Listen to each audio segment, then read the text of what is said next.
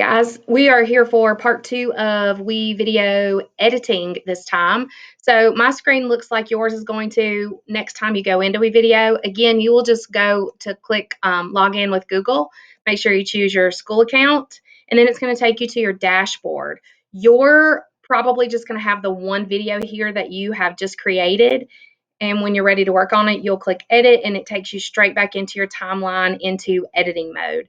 I'm going to go ahead and click off of the camera here so I can show you what happens with that timeline. I had mentioned this in the previous video.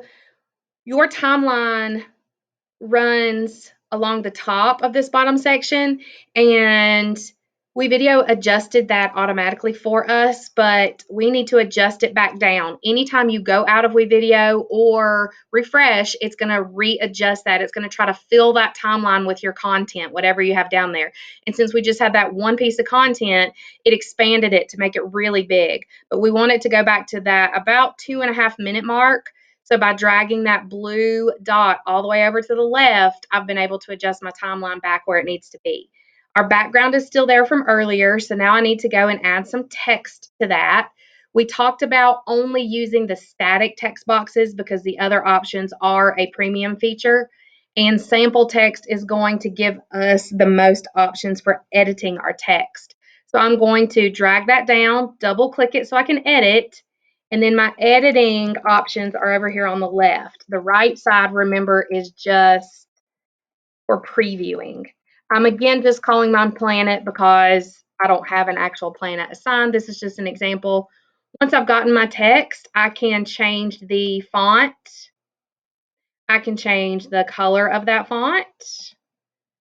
That's not the best choice because the color contrast doesn't show up very well. I want to show something, choose something that's got a little bit more brightness to it. That looks good. I can adjust the size of my font.